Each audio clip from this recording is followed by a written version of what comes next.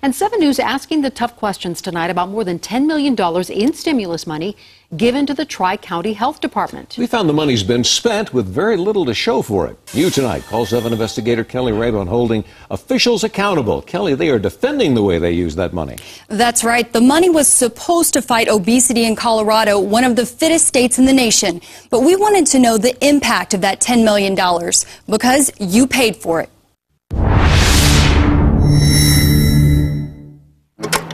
From a community garden, I enjoy it, to bicycle lanes. What kind of use of your tax dollars is that? A waste. And painted crosswalks that faded to plain concrete in less than a year. You can't even see it. Projects paid for with millions of your money. The purpose? To combat obesity in Colorado. There's a lot of other things around here that are more important. That it will save or create up to 4 million jobs, because that's what America needs most right now. 3 years ago, the president's $750 billion stimulus plan promised new jobs to jumpstart the economy, funding health, public safety, education, and infrastructure.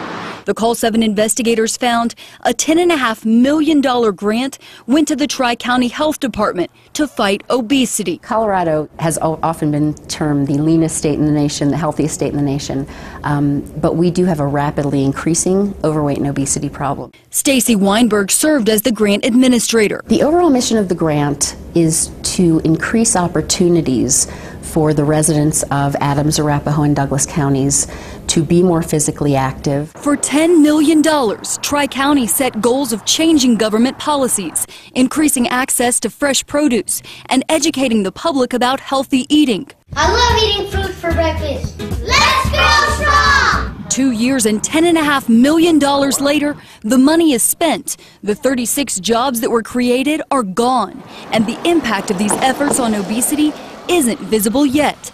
Tri-County admits it may not be for decades. What has this grant done to improve the obesity rate in the Tri-County area?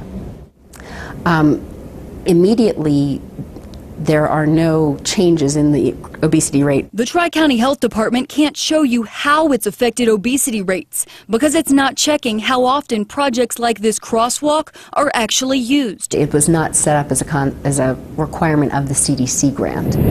How many bikers rode this new trail? So is there a timeline on when you'll be seeking that information out? No. Or how frequently people dig into the community gardens? They aren't reporting back to us. The grant ended March 18th. Department staff are assessing projects like the Smart Meal Program.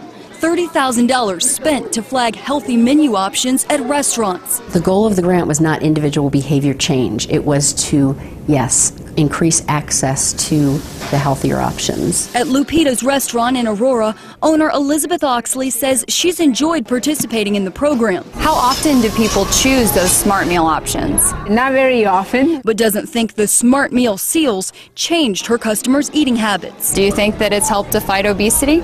It helps some probably, but not much. They're right in the fact that there aren't a lot of immediate results. Weinberg maintains the grant was a success, even if it takes decades to see a difference.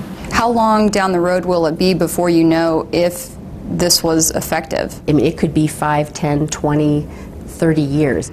But if this crosswalk is any indication, residents say Tri-County's efforts to fight obesity are fading fast. Yeah, you think that crosswalk has reduced obesity here? No, and I don't think the gardens will either.